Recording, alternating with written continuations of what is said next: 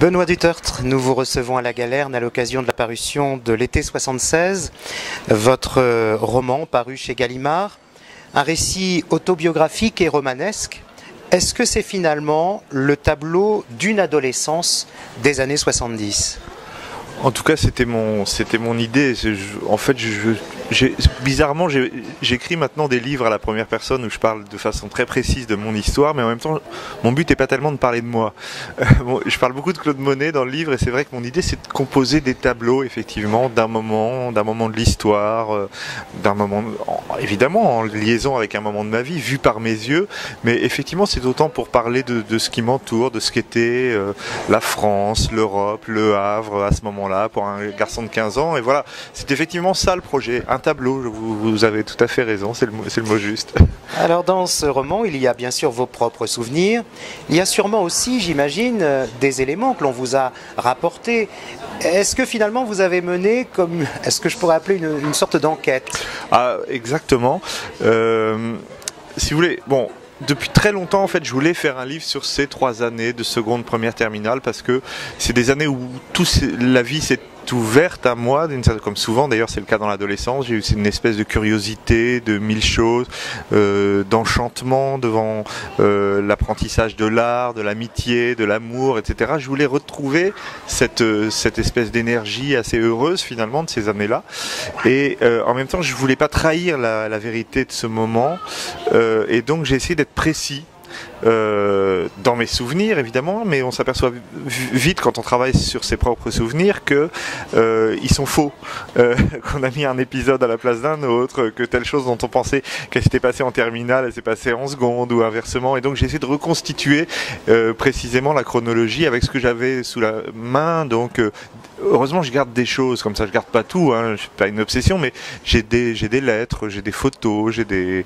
bulletins scolaires, et puis j'ai même recontacté certains des personnages du livre que j'avais un peu perdu de vue, etc.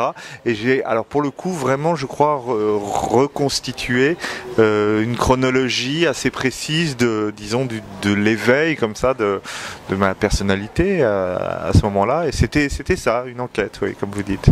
Alors il y a la rencontre très importante au Havre de cette jeune fille quand vous avez 14 ans et qui finalement vous ouvre à l'amour, à la culture, à l'éveil de l'esprit, des sens. Peut-on dire que cela a été le choc de deux mondes ? Oh, un petit peu, parce que un garçon et une fille, déjà c'est le choc de deux mondes par définition. Elle était plus âgée que moi aussi. Moi j'étais encore presque un enfant, j'avais un petit peu d'avance à l'école, j'ai 14 ans et demi, mais j'avais une aspiration qu'avaient les adolescents à cette époque-là à devenir adultes. D'ailleurs aujourd'hui, au fond, il y a une culture de l'adolescence qui n'y avait pas tellement à ce moment-là. Mais surtout être adulte très vite. Elle l'était déjà beaucoup plus parce qu'elle avait redoublé, mais elle avait beaucoup lu aussi, elle était plus cultivée que moi.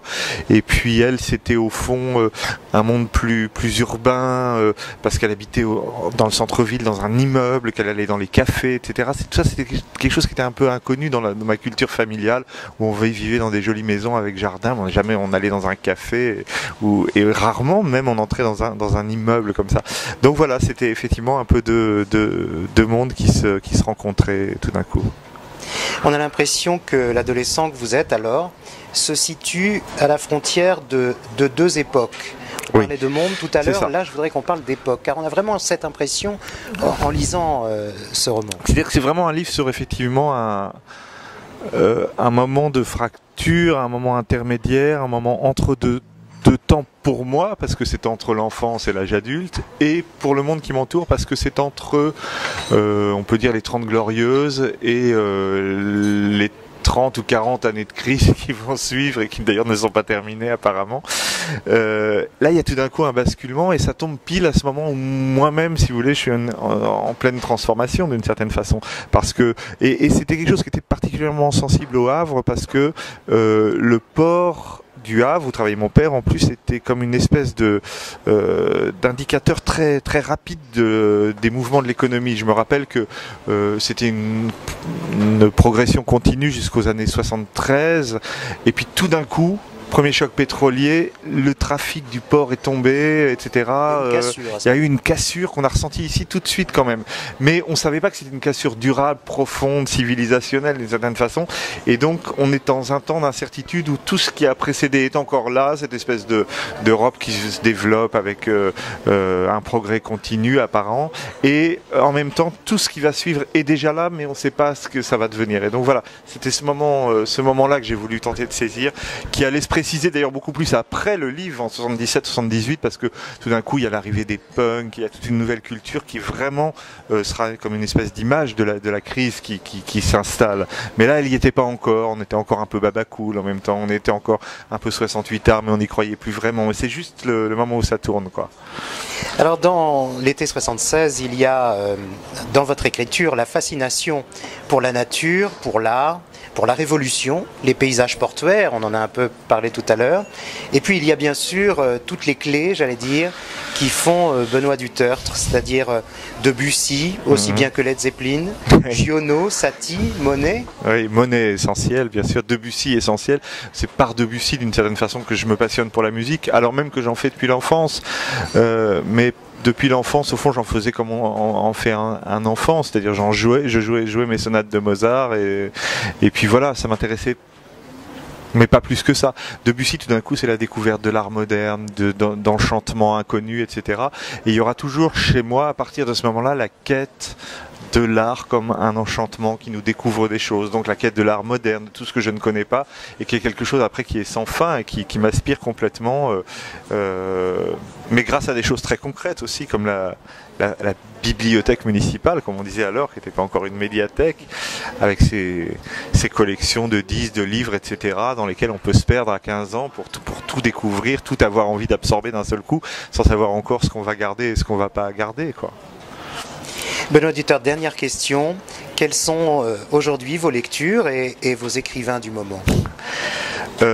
Alors, j'ai conservé Giono, mais pas le même à l'époque. C'était le premier Giono, genre Que ma joie demeure, des livres très très idéalistes. Après, j'ai découvert Le Hussard sur le toit, l'autre période de Giono qui en fait est meilleure, mais je savais pas. Mais bon, c'est comme ça. Je suis resté fidèle à Henri Michaud, que je cite dans ce livre. Je suis resté fidèle à Alphonse Allais, au fond, ou à Marcel Aimé, à beaucoup d'auteurs que j'aimais finalement. Je m'en aperçois. Bon, j'ai découvert bien d'autres auteurs. Je pourrais que citer mon excellent ami Michel Houellebecq, par exemple, qui est pour moi un des grands auteurs français d'aujourd'hui. Évidemment, je ne le connaissais pas à ce moment-là, il ne me connaissait pas non plus. Mais voilà, et en musique, au fond, j'ai gardé un peu les mêmes passions aussi, hein, Debussy, Ravel, La Belle Époque, ce qui m'empêche pas de retourner de temps en temps à Led Zeppelin, volume 4, parce qu'on s'en lasse pas, voilà. Mais ça s'est sans cesse élargi depuis. Je pourrais pas citer une chose, je suis tellement nourri de musique et de littérature tout le temps. Merci beaucoup en tout cas. Merci.